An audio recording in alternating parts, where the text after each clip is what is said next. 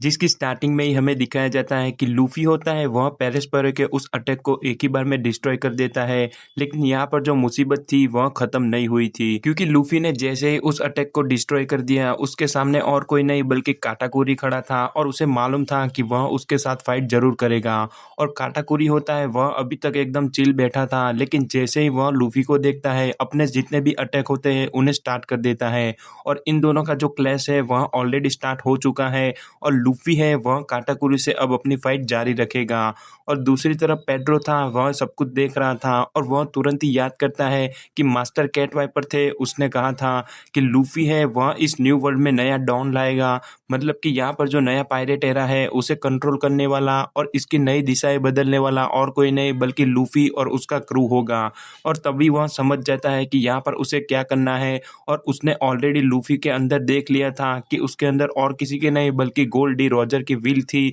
और वह भी एक दिन जरूर किंग ऑफ द पायरेट्स बनकर रहेगा। और इस तरफ लूफी था, वह अपने जितने भी अटैक होते हैं उन्हें स्टार्ट कर देता है। लेकिन काटाकुरी था वह सचमुच में बहुत ही ज्यादा स्ट्रांग था, क्योंकि एक तरफ लूफी था जो अपने गंगम गैटलिंग में हाकी का यूज करके उस पर अटैक कर रहा था, लेकिन काटाकुरी था वह अपने एडवांस हाकी से जितने भी अटैक थे उन्हें ऑलरेडी फ्यूचर में देख रहा था और उसे मालूम था कि उसके किसी भी अटैक से उसे कोई भी इफेक्ट नहीं होगा। दूसरी तरफ पेरिस्पेरो होता है वह तुरंत ही शिप से नीचे गिरता है और कहता है कि मुझे मालूम है कि यहाँ पर मुझे किसे हैंडल करना है, क्योंकि पेट्रो था वह यहाँ पर सबसे बड़ा रिस्क था, क्योंकि जिम्बे था वह तो ऑलरेडी शिप पर आ चुका था और उसने देख लिया था कि चॉपर और ब्रुक की हालत कैसी है। पेड्रो था वह समझ गया था कि यहाँ से बाहर निकलना इम्पॉसिबल है, इसलिए वह तुरंत ही कैरेट से कहता है कि यहाँ पर अब कुछ भी हो सकता है और तुम्हें रेडी रहना होगा, क्योंकि यहाँ पर जो कुछ भी होगा वह सब अच्छे के लिए ही होगा। और इस तरफ बिग मम के जितने भी लड़के और लड़कियां थी वो सब लूफी के शिप के सामने ऑलरेडी आ चुके थे। लेकिन तभी इस तरफ नामी होती है, वह समझाती है कि जिम्बे हमें कूडे बर्स्ट का यूज करना होगा जिससे हम 1 किलोमीटर आगे निकल जाएंगे और हमारे शिप को कोई नुकसान भी नहीं होगा। और वह तुरंत ही नीचे जाती है और जो कोका का सप्लाई होता है उसे उस मशीन में डालना स्टार्ट कर देती है। लूफी होता है वह तो काटाकुरी के साथ अपनी फाइट को बहुत ही सीरियसली ले रहा था, लेकिन इनकी जो मुसीबत थी वह सचमुच में बहुत ही ज्यादा बड़ी थी, क्योंकि पेरिस्पेरो होता है वह तुरंत ही अपने कैंडी के पावर का यूज करता है और वहां पर सनी होता है उसे पूरी की पूरी तरह से कैंडी में जमा देता है और वह तुरंत ही कहता है कि मैं तुम्हें इतनी आसानी से यहाँ से नहीं जाने दूंगा। और पेड्रो था वह भी समझ गया था कि एक तरफ बिग बॉम है जो बहुत ही ज्यादा पागल हो चुकी है और दूसरी तरफ उसके ही शिप के कैनन है, और अगर उसे कुछ भी करना होगा तो पहले पेरिस्पेरो से फाइट करनी होगी। और वह तुरंत ही उससे फाइट करता है और अपने स्पेशल मूव का यूज करता है। और इस तरफ पेरिस्पेरो होता है वह उसकी सेल्फ को बचाने की ट्राई तो करता है, लेकिन ऑलरेडी पेड्रो होता है वह उसकी शील्ड को भी तोड़ देता है। लेकिन तभी पेरिस्पेरो होता है वह अपने पावर का यूज करता है और पेड्रो को फाइनली पकड़ लेता है और कहता है कि तुम मेरे सामने बहुत ही ज्यादा वीक हो, क्योंकि मेरी जो बाउंटी है वह भी तुमसे ज्यादा है और उसकी ओरिजिनल बाउंटी थी 700 मिलियन। और तभी पेड्रो याद करता है कि 5 साल पहले जब पेरिस्पेरो था वह उसे अपने आइलैंड पर रखने आ रहा था, तब भी उसने कहा था कि अगर मॉम ने तुम्हारी 50 साल की जिंदगी ले ली है तो आखिरकार अब तुम्हारे पास क्या बचा है। लेकिन पेड्रो होता है वह तुरंत ही उससे कहता है कि मुझे जिंदा रहना होगा और मुझे देखना होगा कि न्यू वर्ल्ड का जो डाउन है वह कैसा होगा, क्योंकि मुझे मालूम है कि वो आज नहीं तो कल होने ही वाला है। लेकिन इस तरफ पेरिस्पेरो था वह उसकी एक भी बात नहीं सुनता और कहता है कि मुझे नहीं मालूम कि तुम क्या बात कर रहे हो, लेकिन तुम्हारी जिंदगी अभी बहुत ही ज्यादा छोटी है और अच्छा होगा अगर तुम यहाँ से चुपचाप निकल लो और वापस कभी भी मत आओ। और तभी हमें एक और सीन दिखाया जाता है जब पेड्रो था वह बहुत ही ज्यादा छोटा था और वहां पर मिंग के आइलैंड में अचानक ही घंटियां बजने लगती है और जितने भी मिंग ट्राइब के लोग होते हैं वह आइलैंड के शोर पर आ जाते हैं। और तभी हमें एक शिप दिखाई जाती है और यह शिप थी और किसी की नहीं बल्कि अपने गोल्ड डी रॉजर की।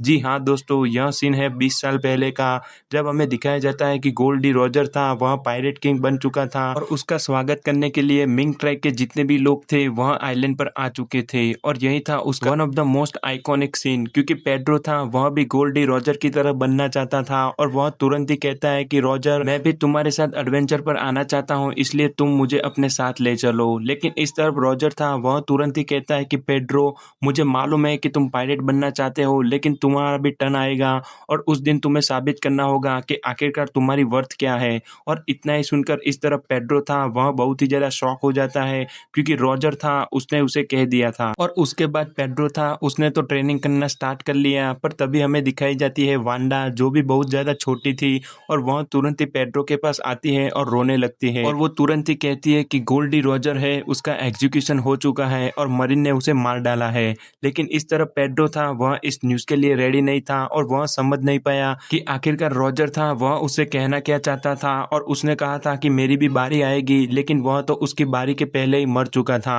और इस तरफ उसके सामने जितने भी लोग थे वह सब तो रो ही रहे थे, क्योंकि हमें मालूम है कि उसके एग्जीक्यूशन में जितने भी पायरेट एरा के मोस्ट वांटेड क्रिमिनल थे वह सब वहाँ पर ही खड़े थे और उन लोगों ने भी सुना था कि वन पीस है वह कहाँ पर है, लेकिन उन्हें मालूम नहीं था। और रॉजर था उन्होंने चैलेंज दिया था कि तुम चाहो तो मेरा ट्रेजर ले सकते हो, लेकिन तुम्हें ढूंढना होगा और वहाँ पर सब कुछ है जो तुम्हें इस दुनिया में चाहिए। और इसी के साथ हमें मालूम चलता है कि पेड्रो था वह उस दिन से और भी ज़्यादा सीरियस हो गया और उसने डिसाइड कर लिया था कि वह खुद भी एक पायरेट बनेगा और इस पायरेट एरा के नए सवेरे को देखकर ही जाएगा। और फाइनली उसने डिसाइड कर लिया था कि उसे क्या करना है। वह तुरंत ही पेरेस पैरो का पैर पकड़ता है और कहता है कि पेरोस, अगर तुम्हें याद हो तो 5 साल पहले भी मैंने तुम्हें कहा था कि मुझे क्या करना है और आज मैं तुम्हें दिखा रहा हूँ। और वह तुरंत ही अपने कोट के अंदर से बहुत सारे डायनामाइट दिखाता है और इस तरफ जितने भी लोग थे वह सब इतना ही देखकर शॉक हो जाते हैं। और तभी कैरेट थी उसे याद आता है कि पेड्रो था उसने कहा था कि चाहे इधर कुछ भी हो जाए तुम्हें आगे बढ़ते रहना होगा,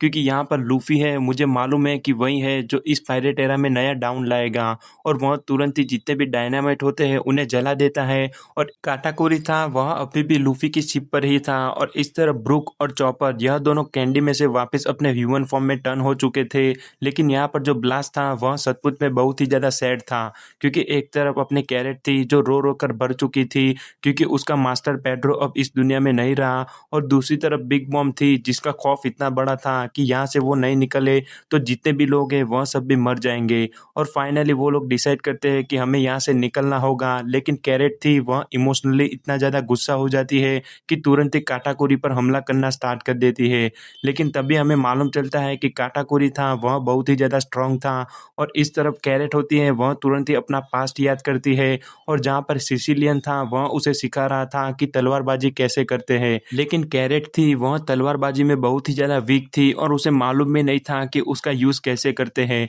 और तभी पेड्रो होता है वह सिसिलियन का मजाक उड़ाते कहता है कि अगर तुम्हें मालूम नहीं है कि तुम्हारा स्टूडेंट क्या करना चाहता है तो तुम उसे कैसे सिखाओगे कि वह तलवारबाजी करेगा या नहीं। और तुरंत ही पेड्रो होता है वह उसे ये क्लॉव्स देता है और कहता है कि इसका यूज़ तुम अच्छी तरह से कर सकती हो, क्योंकि यह बहुत ही ज़्यादा ईजी है और तुम इससे अच्छे से अटैक भी कर सकती हो। और देखते ही देखते इस तरफ अपना पेड्रो था वह कैरेट का मास्टर बन चुका था और उसने उसे सब कुछ सिखाया था कि कैसे फाइट करते हैं और यहाँ पर कैसे रहना चाहिए। और तभी उसने ड्रीम भी शेयर किया था कि मैं हूँ वह पायरेट एरा का न्यू डाउन देखना चाहता हूँ। और यही सारी बात याद करके इस तरफ अपनी कैरेट थी वह बहुत ही ज़्यादा वीक थी और बहुत ही ज़्यादा इमोशनल थी, क्योंकि काटाकुरी था वह बहुत ही ज़्यादा स्ट्रांग था और उसे एक ही अटैक में हरा देता है और कहता है कि तुम कुछ भी कर लो, तुम में से कोई भी यहाँ से नहीं जाएगा। लेकिन इस तरफ अपना लूफी था वह समझ चुका था कि उसे क्या करना है, क्योंकि पेड्रो था उसने ऑलरेडी अपनी सेल्फ को कुर्बान कर दिया था और कैरेट थी वह तो कुछ कर भी नहीं पाई। और लूफी होता है वह तुरंत ही एकदम गुस्से में आता है और कहता है कि बहुत हो गया, अब मैं तुम्हें दिखाऊंगा कि आखिरकार हम यहाँ पर क्यों आए थे और हमें क्या करना है। वह तुरंत ही काटाकुरी पर हमला करना स्टार्ट कर देता है, लेकिन काटाकुरी था वह अपने फ्यूचर की एडवांस आर्मामेंट हाकी का यूज़ करता है और वहाँ पर ऑब्जर्वेशन हाकी से जितने भी अटैक थे उन्हें डॉज भी कर रहा था। लेकिन लूफी होता है वह तुरंत ही बड़े से जायंट हाथ का यूज़ करता है और उसे पकड़ लेता है। और इस तरफ नामी थी वह रेडी थी कूडे बर्स्ट का यूज़ करने के लिए और इस तरफ काटाकुरी था वह लूफी के हाथों में कैद था। और दूसरी तरफ बिग मॉम थी वह धीमे धीमे नज़दीक आ रही थी और उसके सामने जितने भी शिप थे वह उन पर अटैक करने ही वाले थे। लेकिन यहाँ पर कूडे बर्स्ट चालू हो उसके पहले ही बिग मॉम होती है वह तुरंत ही शिप को पकड़ लेती है और इस तरफ नामी होती है वह और भी ज़्यादा डर जाती है, क्योंकि अगर कूडे बर्स्ट का यूज़ नहीं हुआ तो यहाँ पर जितने भी लोग हैं उनकी सारी जान भी जाएगी। और वह तुरंत ही एकदम ज़बरदस्ती उस हैंडल को दबाती है, लेकिन वहाँ पर कुछ भी नहीं होता। और फाइनली जितने भी शिप होते हैं वह सब अटैक करना स्टार्ट कर देते हैं। और तभी नामी होती है वह उस वक्त का जो इंस्ट्रक्शन वाला सेल होता है वह जिम्बे को देती है और कहती है कि इससे तुम सुनते रहो और तुम्हें मालूम चल जाएगा कि तुम्हें क्या करना है। वह तुरंत ही नीचे देखती है कि जितना भी कोला था वह नीचे गिर चुका था, लेकिन उनके पास टाइम नहीं था और वह तुरंत ही और भी ज़्यादा तेज़ी में आगे बढ़ने लगते हैं और कहते हैं कि हमें यहाँ से जल्द निकलना होगा। लूफी था वह काटाकुरी को पकड़ कर बैठा था और काटाकुने ने ऑलरेडी फ्यूचर को देख लिया था, क्योंकि तुरंत ही वहाँ पर ब्रूली होती है, वह बाहर आती है और इस तरफ लूफ़ी होता है, वह अपना चांस समझ गया था और वह तुरंत ही वहाँ पर जितने भी लोग होते हैं उन्हें कहता है कि तुम्हें आगे बढ़ना होगा और ऑलरेडी जिम्बे था, उसने कूडे बर्ड्स का यूज़ कर लिया था और इस तरफ बिग मॉम थी, उसने उस शिप को पकड़ के रखा था, लेकिन जैसे ही वह देखते हैं कि वहाँ पर बिग मॉम के बाजू में और कोई नहीं बल्कि पेरोस्पेरो जिंदा था और वह खड़ा था और आखिरकार वह ब्लास्ट से क्यों नहीं मरा वह तो हमें नहीं दिखाया गया, लेकिन इतना ही देखकर कैरेट और नामी यह दोनों और भी ज़्यादा शॉक हो जाती है, क्योंकि पेड्रो था वह उसके लिए मर चुका था और वो अब वापस कभी भी नहीं आने वाला है। और इस तरफ काटाकुरी था, वह कुछ भी नहीं कर रहा था और फाइनली उन लोग ने कूडे बर्ड्स का यूज़ स्टार्ट कर दिया था और नामी थी, उसे मालूम था कि चाहे कुछ भी हो जाए वो लोग यहाँ पर नहीं रुक सकते। और जैसे ही वहाँ पर बड़ा सा फायरिंग रॉकेट होता है, जितने भी लोग होते हैं वह सब डर जाते हैं, क्योंकि बिग मॉम थी, उसने शिप को पकड़ कर तो रखा था, लेकिन वह तुरंत ही उस फायरिंग के साथ उस शिप को छोड़ देती है। वह सब तो बहुत ही ज़्यादा शॉक थे कि आखिरकार ऐसे कैसे कोई शिप है वह हवा में उड़ सकती है, लेकिन उन्हें मालूम था कि क्या होगा और तुरंत ही वह देखते हैं कि इस तरफ शिप के अंदर जो कांच था उसके अंदर कोई नहीं था, क्योंकि वह लोग ऑलरेडी मिरर वर्ल्ड में आ चुके थे। और लूफी होता है वह तुरंत ही अपने बेड एस एंट्री करता है और उसने फाइनली काटागोरी था उसे मिरर वर्ल्ड में कैद कर लिया था और वहां पर जो शिप का मिरर था उसे तोड़ दिया था और ऑफिशियली इन दोनों की जो फाइट है वह इस एपिसोड से स्टार्ट हो चुकी है।